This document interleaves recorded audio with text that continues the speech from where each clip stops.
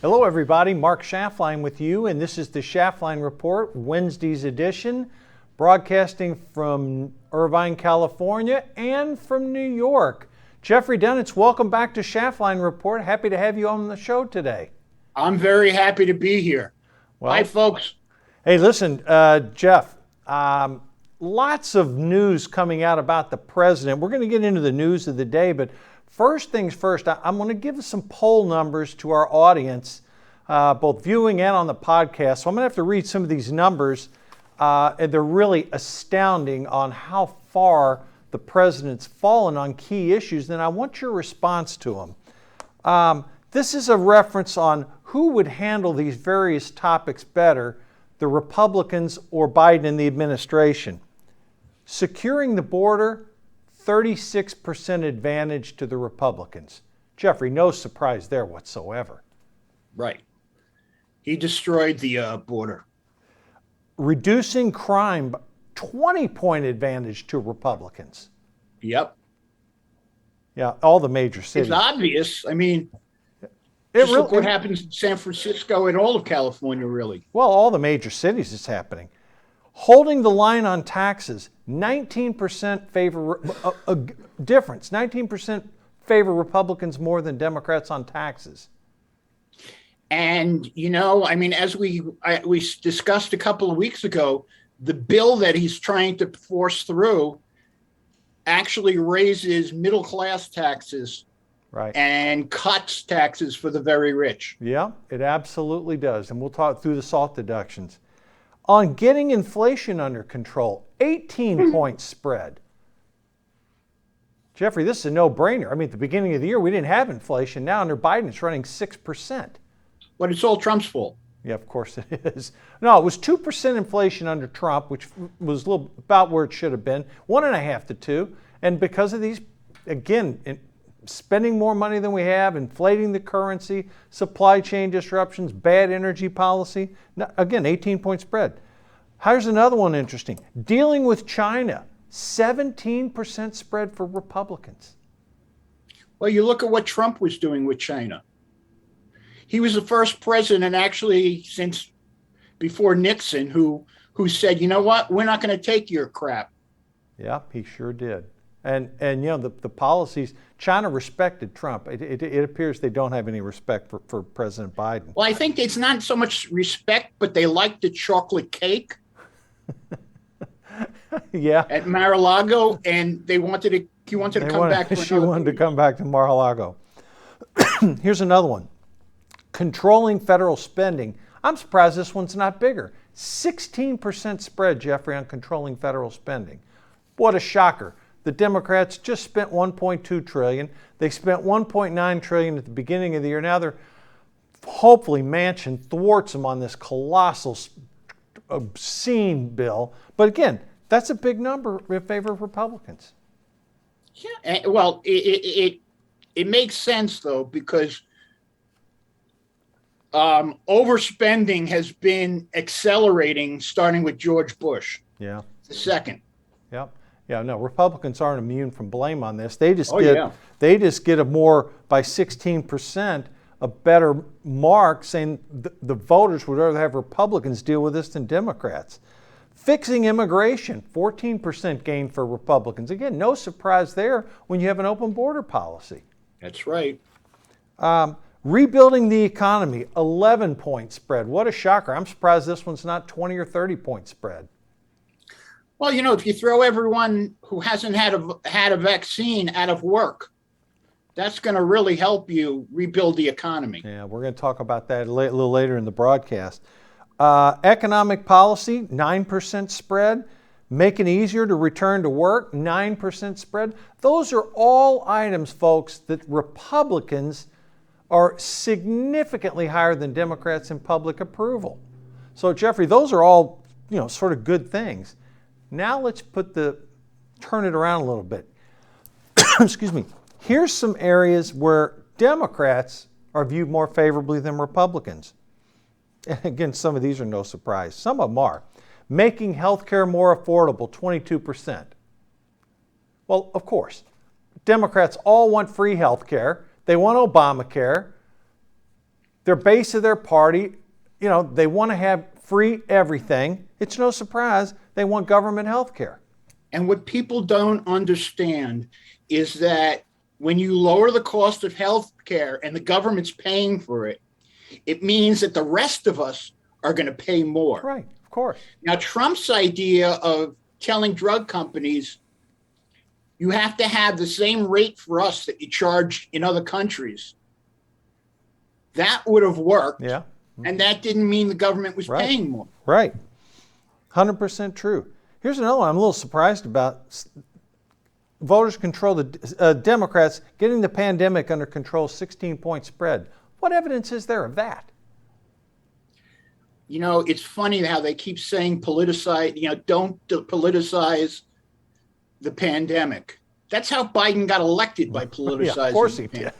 And now more people died in the of COVID under Biden than under Trump. Yeah, it's puzzling by that number there. I don't really think either party's to blame on this one. It's just surprising that number's high.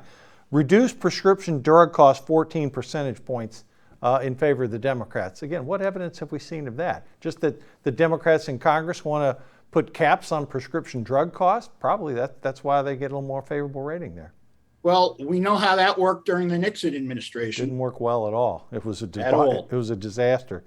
Protecting Social Security and Medicare, 13-point spread Democrats. I can only assume because I don't know why they're thinking that. I mean, Republicans, not one Republican or Democrat has suggested any changes to Social Security and Medicare. I don't know why that spreads difference.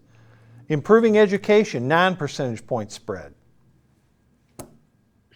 They're telling people, regular people, that they can have no involvement in their children's education. Yeah. I don't see how that number is real. Astounding. And a couple other ones here. Rebuilding infrastructure, 7 points. I don't think that's material. They've already passed an infrastructure bill. Making the tax system fair, 7-point spread. Looking out for the middle class. This is a head scratcher. 5% more trust. Well, the tax stuff is really the Republicans' fault. That they don't explain that people are paying their fair share. Right. Yeah. That the richest 1% are paying like 5% of the taxes. No, Everybody's paying it's more much than, higher than that. It's 20%. Well, you know what I'm saying, though. Exactly. People are paying more than their share. Oh, no question about it. Except the 47% under the average who are paying much less. 50% pay zero federal income tax. That's right. Okay. Anyhow, the summation of the Wall Street Journal report, 57% disapprove of Biden's job approval. 46% strongly disapprove. He's upside down significantly there. And you know what Dum Durbin said today? Well, tell me. Tell our audience. He just said that Biden's numbers are very scary.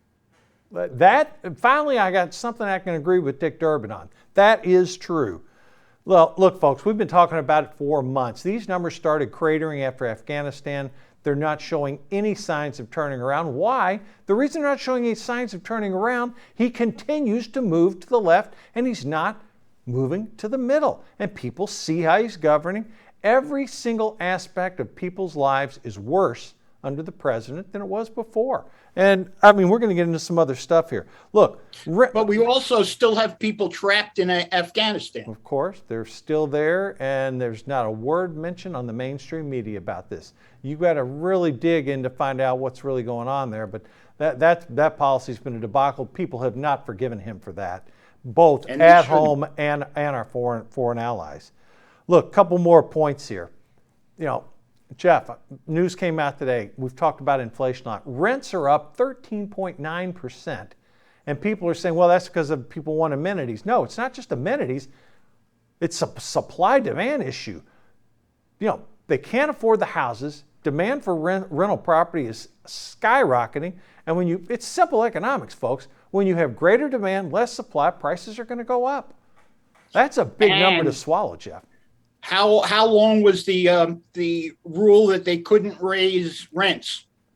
Oh. Okay, so the landlords lost a lot of money. Yeah, And if they really believe that someone who's paying more for their business aren't going to pass it along to their clients, I'm going to grow hair in the morning.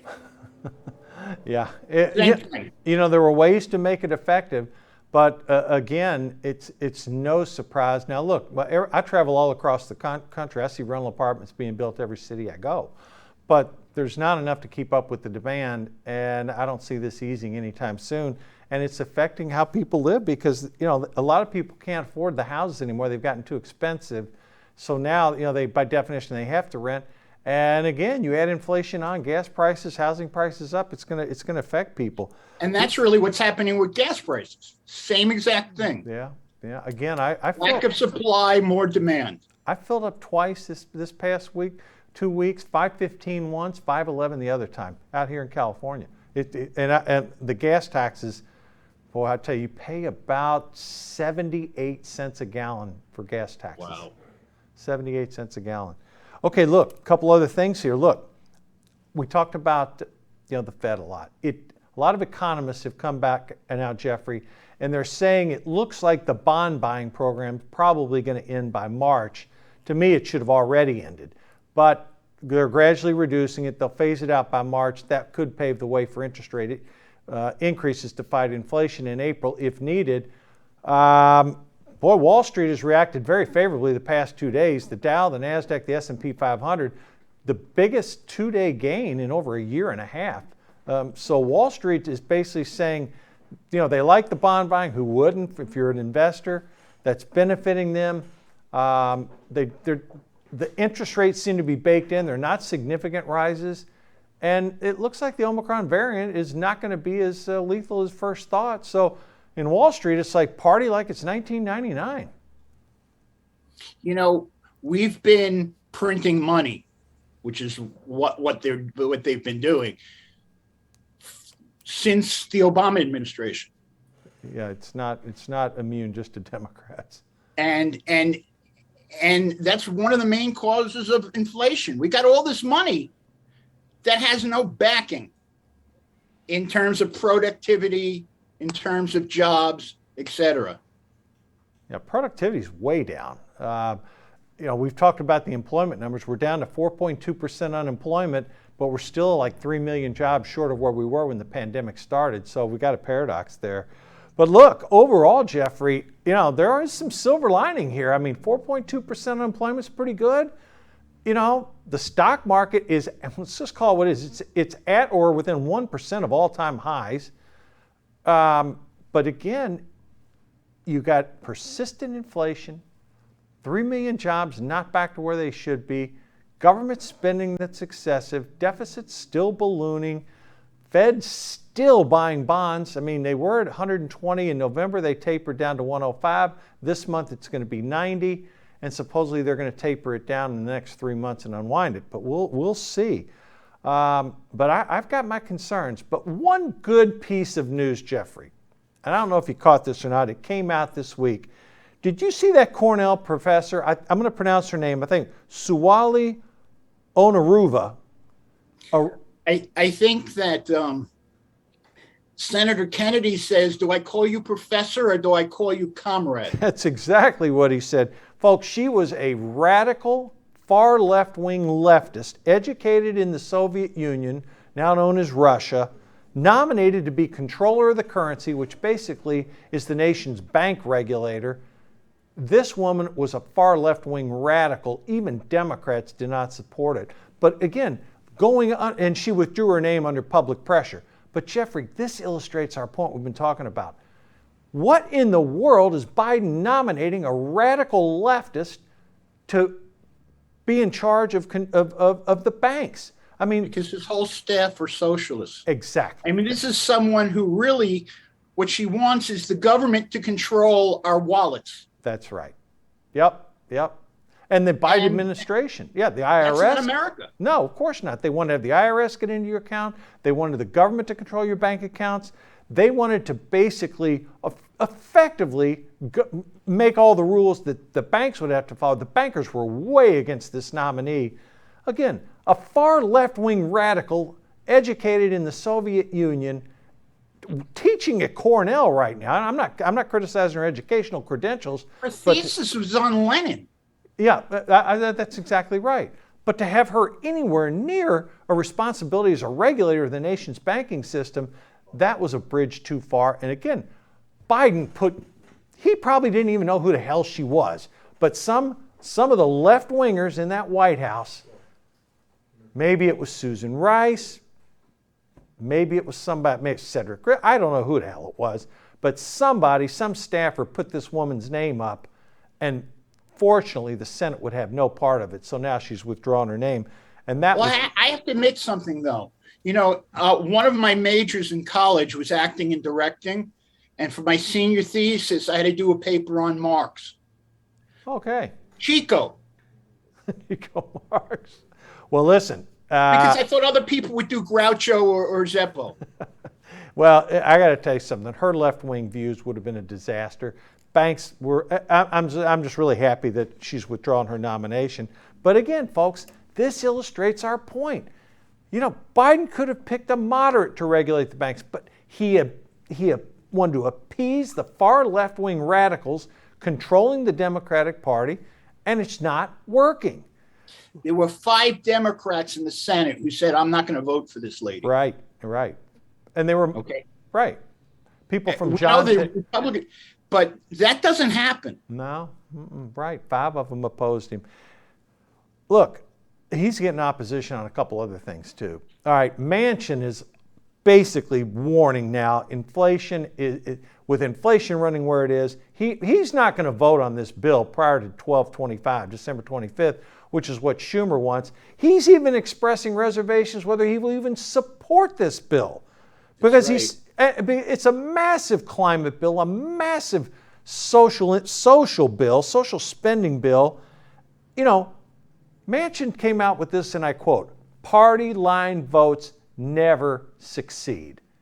And he made a comment, he says, look, if we pass this with all Democrats, they're going to come right back and repeal most of it, so what's the point? And he's right.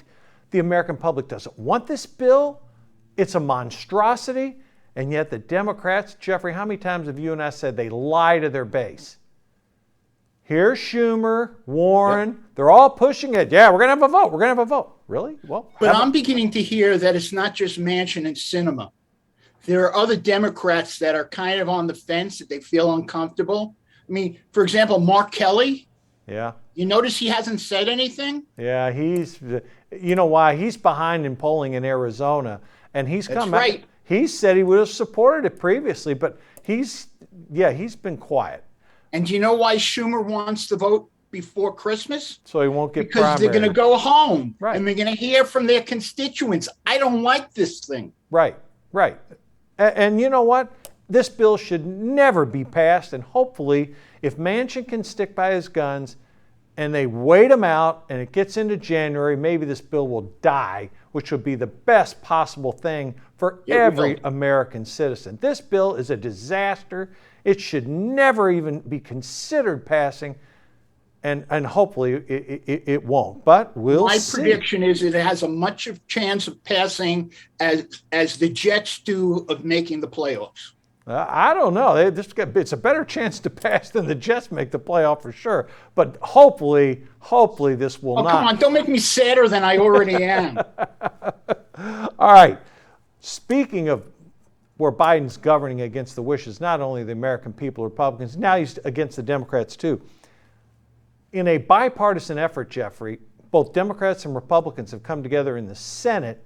They're going to pass a bill that basically nullifies these vaccine mandates. Why? Because their constituents have called their senators, emailed them, wrote letters to them. They're up to their ears in people saying, hey, look, we may be in favor of vaccinations, but we don't want it mandated.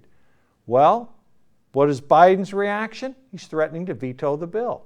That's right. And he probably can sustain that type of veto. But again, even if he vetoes it, it's going to make him look bad that it gets passed. Exactly. That's exactly right. And you're having federal judges all across the country reverse these vaccine mandate laws. Again, he's swimming upstream, trying to appease the far left wing. They politicize the virus. It's not going to work. I mean, why he does this, it makes no sense. It really does. Well, then in New York, by me, the mayor, Yeah. Bill de Blasio, is enforcing a mandate on private businesses that they have to take, their employees have to take the vaccine. You know, he's very lucky that there's not a vaccine against idiocy. Otherwise, he'd be forced to take it. Boy, New Yorkers are counting the days till he's out of office. My God, this man is an absolute. And the mandate takes effect on December 27th. Right. The new mayor takes over on January 1st. God, it's like his parting shot to try to screw New Yorkers. That's right. Unbelievable.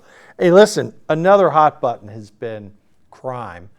And I got a couple examples here. This is really bad. Just yesterday in Los Angeles, Jeffrey, I don't know who the hell these people are. Dozens of bullets ring out towards an SUV. What ends up happening? A 12-year-old boy gets killed. It's horrible. I mean, just this violence in these cities, it's just insane. And then, of course, and the Democrats keep coming out with the same solution. Well, ban guns. Yeah. And the thing is that if they really believe that it's the guns, then after the Waukesha Christmas parade tragedy, they should ban cars. Yeah. I mean, it's really insane, some of the stuff happening. Instead of it's every enforcing the law would work. Yeah, it's every major city. And yet when they enforce the law, some of these Soros-based district attorneys who run for re-election in deep blue cities, they're not enforcing the laws except for the most heinous crimes. I mean, it's really crazy. And how about that? Is it the California DA or the Los Angeles DA that they're doing a recall? They're attempting a recall of George Gascon in LA County. Is it going to go because of the crime? Yeah, well, because in LA County, victims get treated worse than the perpetrators. That's what's happening, and people are furious about it. Hey, what happened in New York City? Some idiot tried to light the Fox Christmas tree on fire? What the hell's going on with that? They caught the guy. He's been arrested. You know, I don't understand where people don't have respect for people's faith. You know, I'm not a Christian, but I believe that Christians should have the ability to celebrate their holidays and do their faith. This guy it's not American. It's completely un-American. I mean, I'm interested to hear what this guy's background is. I mean, you don't want to prejudge it, but he's probably some left-wing lunatic that just doesn't like Fox News and decides to burn down a Christmas. I mean, this is insane. Well, from what I hear so far is that he's a drug addict. Oh, well, there you go. So it might be that he's just crazy. Yeah, could be. Could be. Wouldn't surprise me. Hey, listen, in politics, I'm not really keen on this idea, but David Perdue has entered the Georgia governor's race against Brian Kemp. Perdue's a Trump guy. Again, Stacey Abrams is waiting on the Democratic side. We're going to have a bloody primary fight here. Perdue and Kemp are tied in, the first major poll that's come out since Perdue announced he was going to run. Jeffrey, whether you like Perdue or like Kemp, this can't be good for Republicans having to fight it out while she's waiting in the wings. Even more than fighting it out, if Perdue wins, the election is Stacey Abrams versus Trump. Yeah, because he's a Trump guy for sure. He's a Trump guy. Yeah, I don't know. Kemp has been doing a good job. As best I can tell, like some people argue with him about the election, but everything else. I'm with you on this one. I mean, look, I supported David Perdue in the general and in the runoff, but boy, I don't know. I guess everybody's entitled. Perdue makes great chicken. What's that? Say again. Perdue makes great chicken. Yeah, well, he's a wealthy guy for sure. All right, in some humor. Did you catch that billboard up in Wisconsin, Jeffrey? Oh my God, this is hilarious. Who says there's no truth in advertising? Oh my God, you're an old ad guy. There's a banner, folks, in Wisconsin. You're going to have to look it up on the internet.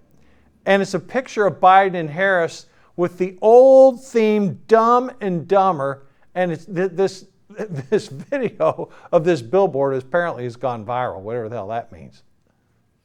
Means it's all over the internet. I know what it means. I'm just being facetious. But it's kind of true. Actually, it should be Dumb and Meaner.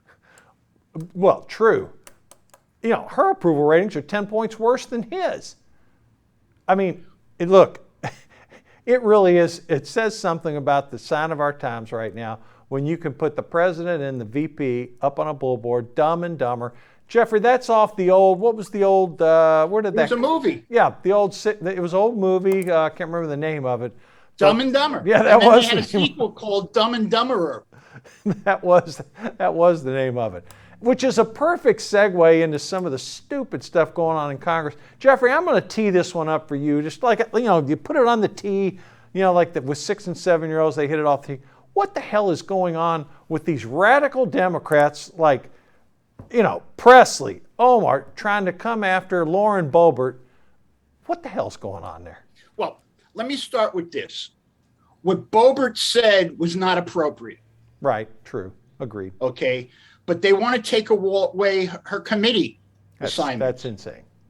And Presley, who is a huge anti-Semite, wants to take away introduced a bill to take away her committee assignments because of Islamophobia. Well, that's the teapot calling the kettle black. Absolutely it is. And if you go through the list, and I put a list, there's so many Democrats who are anti-Semitic. Boy. And I gave all the proof. But the thing is that Pelosi doesn't go after them. No, never. No. So, Omar, Ileana Presley, Tlaib. I mean, these are some of the most anti-Semitic members of Congress. Do you know that Hank Johnson, the guy who had Guam tipping over because of the Marines? Yeah. He called the Jews termites before Farrakhan did. Yeah. Yeah. It's horrible. Explain to me how in the world a Democrat could ever donate money or vote for, how a Jewish person could ever donate money or vote for a Democrat. It's beyond me. I can't. I call it Jewicide. Jewicide.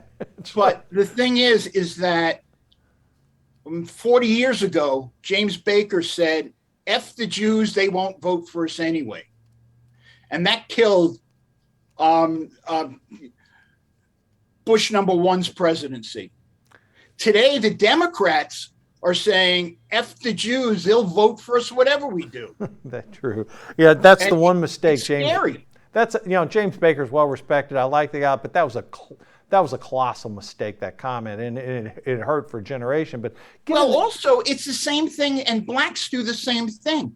If you split your vote, then you have both parties fighting for you, so you get what you want. Yeah, but if you go to one party, then you're not going to get anything because one party knows they own you, and the other one says, "Well, I got to go for votes."